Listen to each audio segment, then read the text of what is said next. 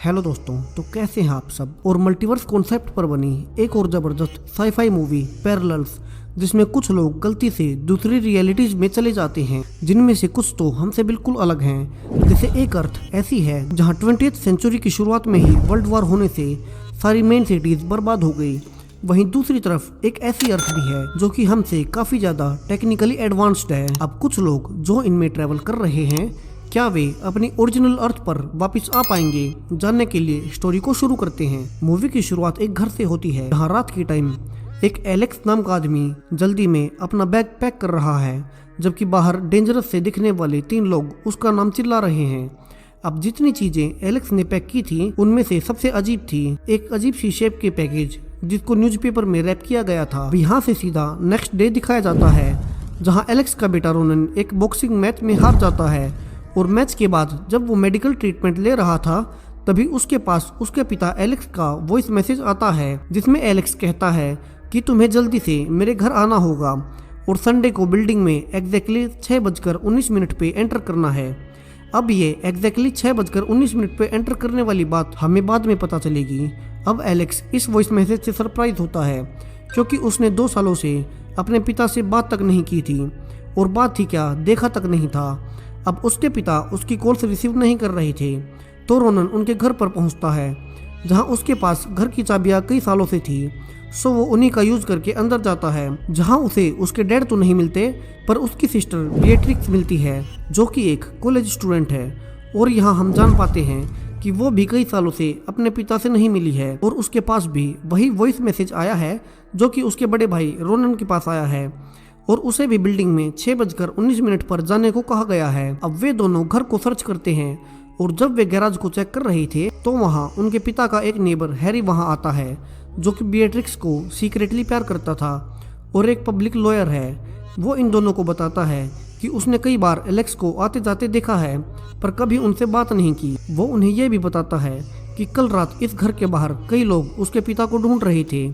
अब कार का trunk open करने पर उन्हें एक बैग मिलता है, जो कि उनके पिता अक्सर कहीं जाने के लिए यूज किया करते थे। दरअसल एलेक्स हमेशा से ट्रैवलिंग करता रहता था, और इसीलिए ये दोनों उनसे कम ही मिल पाते थे। अब बैग ओपन करने पर उन्हें बेसिक सर्वाइवल ऑब्जेक्ट्स मिलते हैं, जैसे एक नाइफ, एक टॉर्च, बट साथ ही उन्हें वही स्ट्रेंज ऑब्जेक्ट भी मिलता है, जो कि न्यूज़पेपर में लिपटा हुआ था, जिसके अंदर एक मिस्टीरियस ब्लैक कलर का गोल ऑब्जेक्ट था, जिसका बटन दबाने पर यह बीप करने लगता है। अब इन्हें कुछ समझ नहीं आता, और ये तीनों पुलिस के पास जाते हैं, जहां पुलिस ऑफिसर स्टोन इन्हें कहता है कि अभी तो इनके घर में किसी के भी घुसने के कोई सबूत नहीं है, बट फिर भी वो उन्हें ढूंढने की कोशिश करेंगे। अब रोनन, बिएट्रिक्स और हैरी सच का पता लगाने के लिए उनके पिता द्वारा बताई गई बिल्डिंग में जाते हैं, जो कि बिल्कुल खाली पड़ी थी।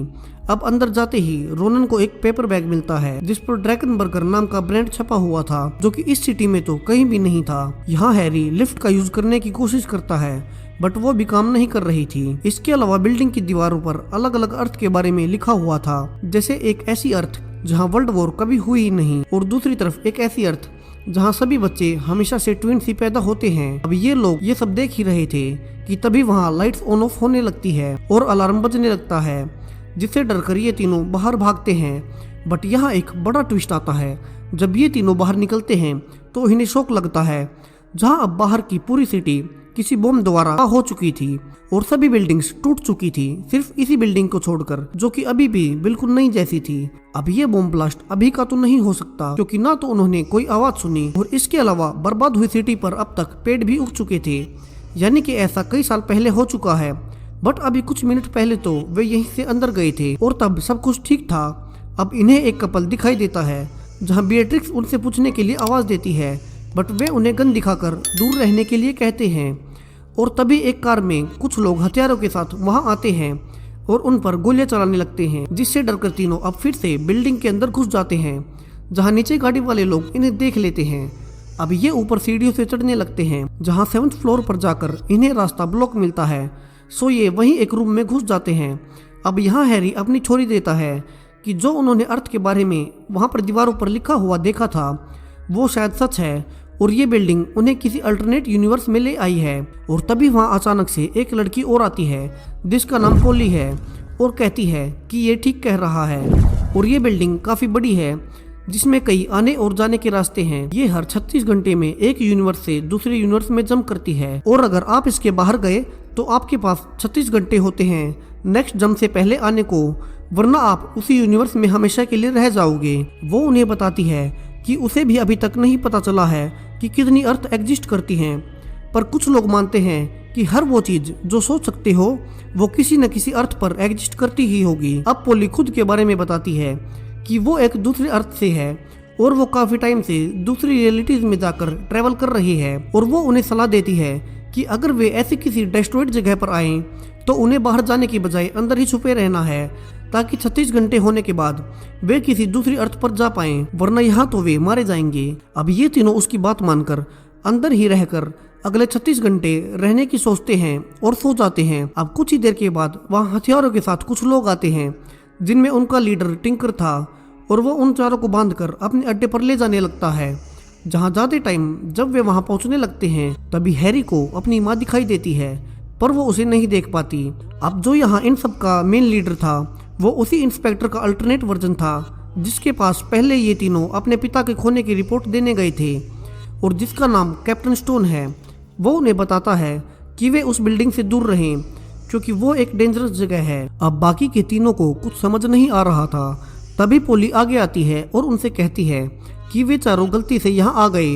दरअसल वे इन्हें ये नहीं बताना चाहती थी कि वे किसी दूसरी अर्थ से हैं और वो बिल्डिंग एक पोर्टल का काम करती है। बट गलती से हैरी स्टोन का नाम ले देता है और उन्हें शक होने लगता है कि उन्हें इनके कैप्टन का नाम कैसे पता है, क्योंकि वे तो इस यूनिवर्स में उनसे कभी मिले ही नहीं। अब टिंकर जो यहाँ का साइंटिस्ट था वो कैप्टन स्टोन को कहता है कि ये लोग बहुत खतरनाक हैं क्योंकि ये उसी बिल्डिंग से आए हैं और एक बार उसी बिल्डिंग से एक आदमी यहाँ बॉम्ब लेकर आया था जिससे यहाँ की ये हालत हो गई। अब कुछ बेसिक क्वेश्चंस जो कि इस वर्ल्ड के बारे में थे उनका गलत आंसर देने पर कैप्टन स्टोन टिंकर को इन सब की इंटेरोगेशन की इजाज़त दे देता है। अब हैरी और पोली को एक केज में बंद कर दिया जाता है और रोनन और बिएट्रिक्स दोनों भाई बहन को एक दूसरे रूम में बांध दिया जाता है। अब बिएट्रिक्स रोनन से पूछती है कि उसने उनकी मॉम की डेथ के बाद घर क्यों छोड़ दिया, जिसके जवाब में रोनन कहता है कि वो उन सब की भलाई के लिए ही उनसे दूर हुआ था। अब टिंकर यहाँ आता है और अपने बारे में बताता है कि वो यहाँ का हेड साइंटिस्ट है और थोड़ी बहुत सर्जरी भी कर लेता है, पर उसका रियल पैशन इलेक्ट्रॉनिक्स है। पर अब यहाँ के हालात ही ऐसे नहीं हैं कि वो कुछ कर सके।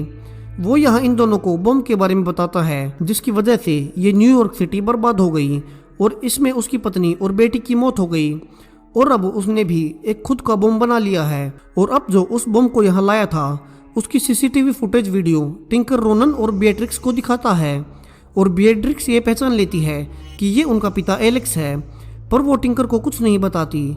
अब टिंकर को शक होता है कि शायद इन दोनों को कुछ पता है, इसलिए वो अपनी मॉडिफाइड गन निकालता है जिसे उसने खुद ही बनाया है और ये गन हर तरह की गोली को अपने अंदर मॉडिफाई कर लेती है। अब टिंकर रोनन की तरफ गन पॉइंट करके बिएट्रिक्स को कहता है कि वो सच बता दे वरना वो रोनन को मार देगा।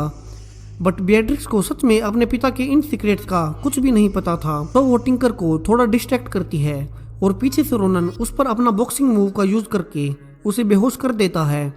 अब वो पहले खुद पाइप से निकलता है और टिंकर की जेब से चाबी लेकर खुद को और फिर बिएट्रिक्स को फ्री करता है। अब टिंकर को थोड़ा होश आ जाता है और वो जल्दी से अपना बनाया हुआ बम एक्टिवेट कर देता है। इसके तुरंत बाद रोनन से फिर से पंच मारता है और बिएट्रिक्स उसकी गन लेकर बाहर भाग जाते हैं। जहां अब हैरी और पोली केज में थे तो रोनन और बिएट्रिक्स उन्हें फ्री करते हैं और फिर बाहर से एक गाड़ी उठाकर बिल्डिंग की तरफ निकल जाते हैं। अब पीछे से टिंकर आता है और वो बाकी के लोगों को कहता है कि वे उन लोगों का पीछा ना करें क्योंकि वो अपना बम लेकर उस बिल्डिंग को उड़ाने जा रहा है और वो स्टोन का ट्रक लेकर बिल्डिंग की तरफ अपने बनाए हुए बम के साथ बढ़ने लगता है। अब उन चारों की गाड़ी रास्ते में ही बंद हो जाती है जहां उन्हें कुछ दूर भागकर बिल्डिंग में जाना पड़ता है और टिंकर उनके बहुत करीब आ जाता है और बिल्डिंग के साइड में बम लगा देता है। अब चारों बिल्डिंग में आ जाते हैं और जिस टाइम बिल्डिंग दूसरी यूनिवर्स में जंप करने वाली थी ठीक उसी टाइम बम फट जाता है। बट वे अब सक्सेसफुली नए अर्थ पर आ चुके थे। अब रोनन, हैरी और बिएट्रिक्स जंप के बाद उठते हैं जहां उन्हें पोली एक डिफरेंट हेयर स्टाइल में साइड रूम से आकर कहती है कि अब वे एक नए यूनिवर्स में आ चुके हैं। अब पोली के डिफरेंट हेयर स्टाइल होने का रीजन हमें बाद में पता चलेगा। अब ये चारों बाहर निकलते हैं जहां इनकी आंखें खुली की खुली रह जाती हैं, क्योंकि ये अर्थ इनकी अर्थ का मोर टेक्निकल एडवांस्ड वर्जन है। यहाँ रोनन कहता है कि क्या ये फ्यूचर है, बट पोली उन्हें बताती है कि ये बिल्डिंग टाइम ट्रेवल नहीं करती। ये एग्जैक्टली उनकी अर्थ का सेम डे है, बट ये अर्थ अलग है, इसलिए यहाँ टेक्नोलॉजी शायद कुछ ज़्यादा ही डेवलप हो चुकी है। अब ये लोग डिसाइड करते हैं कि वे दो दो का ग्रुप बनाकर और अलग अलग होकर उनके पिता एलेक्स के बारे में इंफॉर्मेशन निकालेंगे। जहाँ रोनन पोली के साथ जाता है और बेट्रिक्स हैरी के साथ, जबकि इन्हें नहीं पता था कि इन्हीं के पीछे पीछे टिंकर भी अब इसी बिल्डिंग से इस यूनिवर्स में आ गया। अब बेट्रिक्स और हैरी एक इलेक्ट्रॉनिक शॉप के बाहर रुकते हैं, जहां हैरी को एक एक्सट्रीम एडवांस सेलफोन दिखाई देता है जिसे हैरी खरीदने की सोचता है, और बाद में वो उसे अपनी अर्थ पर किसी सेलफोन कंपनी को महंगे में इसकी टेक्नोलॉजी को बेच देगा। अब शॉप ओनर उसका क्रेडिट कार्ड नहीं लेते, क्योंकि यहाँ ये टेक्नोलॉजी कब की जा चुकी है, बल्कि उसके बायोमेट्रिक्स के लिए उसके हाथ को स्कैन करते हैं, और सरप्राइजिंगली ये काम भी करता है। और इस अर्थ के हैरी की फोटो स्क्रीन पर आ जाती है। अब हैरी स्क्रीन पर यहाँ का अपना एड्रेस भी देख लेता है, जो कि यहाँ से थोड़ी ही दूर था। सो हैरी और बेट्रिक्स फोन लेकर वहीं के लिए निकल जाते हैं। अब थोड़ी ही देर बाद यहाँ टिंकर आता है और इस शॉप का सारा इलेक्ट्रॉनिक्स का सामान खरीदने को कहता है, और अपना हाथ स्कैन करने पर ऐसा कर भी लेता है, क्योंकि इस अर्थ का टिंकर एक बड़ा बिजनेसमैन है जो कि काफी टेक कंपनीज का मालिक भी है। अब वो इस शॉप के अंदर ही सारी टेक्नोलॉजी को समझने लगता है और इन सब से कुछ नया बनाने लगता है। अब रोनन पोली के साथ अपने घर जा रहा था, जहाँ रास्ते में पोली फिर से उससे सबके नाम पूछती है, और फिर वे एक फूड ट्रक से खाना लेने लगते हैं। और फिर जब रोनन उसी बायोमेट्रिक वे से पे करता है तो पता चलता है कि उसका डाटा सिस्टम में है ही नहीं, यानी कि रोनन या तो इस यूनिवर्स में कभी एग्जिस्ट किया ही नहीं या फिर उसकी डेथ हो गई। अब इससे पहले कि कोई वहाँ पुलिस बुलाता वे वहाँ से निकल जाते हैं। वहीं दूसरी तरफ हैरी और बेट्रिक्स अब इस यूनिवर्स के हैरी के घर पहुँचते हैं, जो कि काफी एक्सपेंसिव और फैंसी था, क्योंकि यहाँ का हैरी एक बड़ी कॉरपोरेशन के लिए काम करता है और एक सक्सेसफुल लॉयर है। अब बेट्रिक्स एक लैपटॉप का यूज करना चाहती थी, बट वो पासवर्ड मांगता है, जहाँ हैरी उससे अपना पासवर्ड बताता है कि क्या पता इस यूनिवर्स का हैरी भी यही पासवर्ड यूज करता हो। और ये पासवर्ड था बेट्रिक्स 928, जो कि मैच हो जाता है, जहाँ बेट्रिक्स जान पाती है कि हैरी उससे बहुत पहले से पसंद करता है।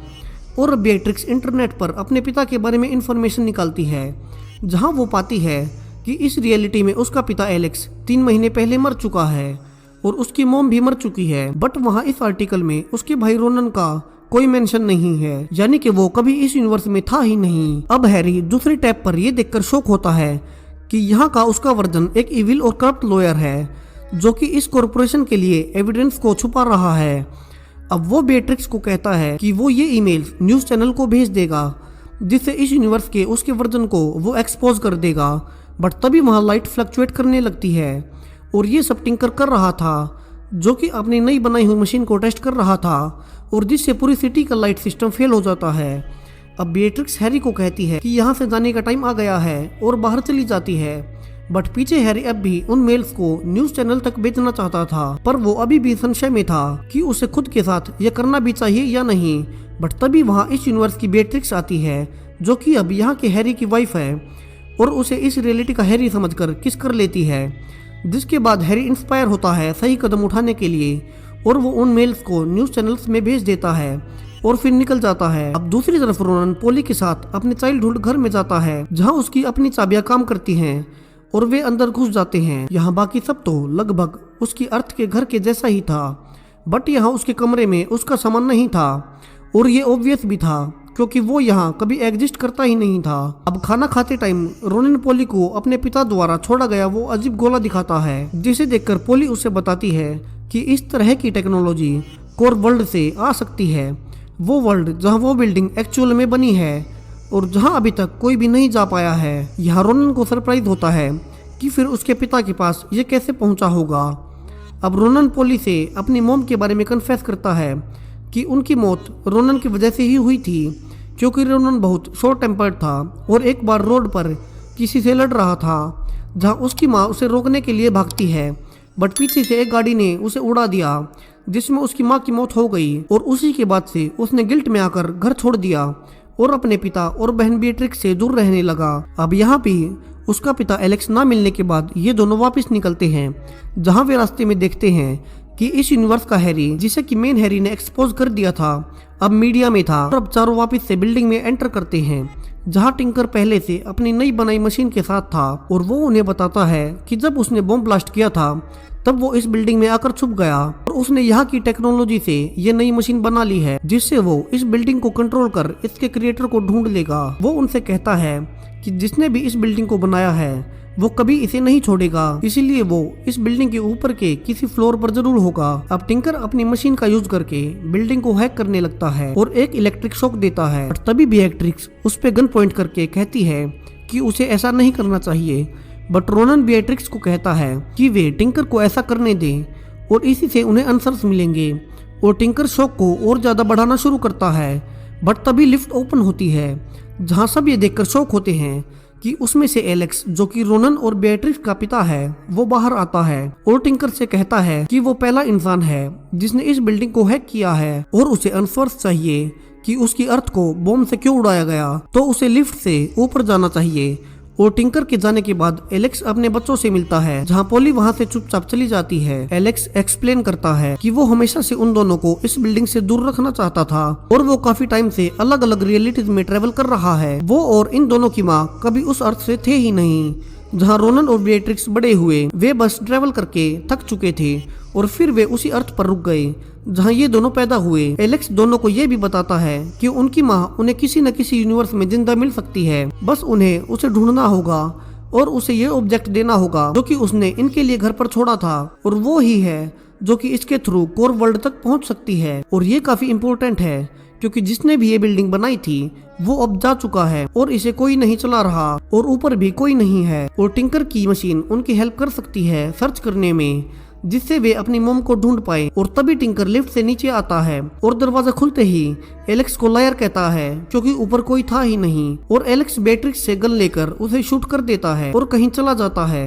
अब बेट्रिक्स उसके पीछे जाने लगती है, बट तभी लाइट फ्लक्चुएट करने लगती है, यानी कि ये बिल्डिंग अब किसी दूसरे यूनिवर्स में जंप करने वाली थी। अब ग्रुप मशीन के पास जाता है और स्क्रीन में देखता है जहाँ कई लाखों डोर्स बने हुए थे जो कि शायद इतनी पॉसिबल अर्थ्स को दिखा रहे थे। अब रोनन रैंडमली एक को चूज करता है और बिल्डिंग जंप करती है। और रोनन, बिएट्रिक्स और हैरी ये देखने के लिए बाहर जाते हैं कि वे अब किस तरह की अर्थ पर पहुंचे हैं। पोली पीछे ही रह जाती है, जहां अब दो और पोली वहां आती हैं जो कि पहले से यहीं छुपी हुई थी। और फिर उनमें टॉस होता है कि उनमें से नेक्स्ट कौन सी पोली इस ग्रुप के साथ बाहर जाएगी। और यहाँ हम जान पाते हैं कि यहाँ पोली के कई वर्जन हैं जो कि एडवेंचर के लिए अलग अलग वर्ल्ड्स में ट्रेवल करती हैं। और लास्ट में ये सब एक नए वर्ल्ड में जाते हैं और मूवी यहीं खत्म हो जाती है। तो मूवी कैसी लगी कमेंट करें और चैनल को सब्सक्राइब कर सपोर्ट करें। तब तक मैं मिलूंगा आपसे नेक्स्ट वीडियो में। बाय।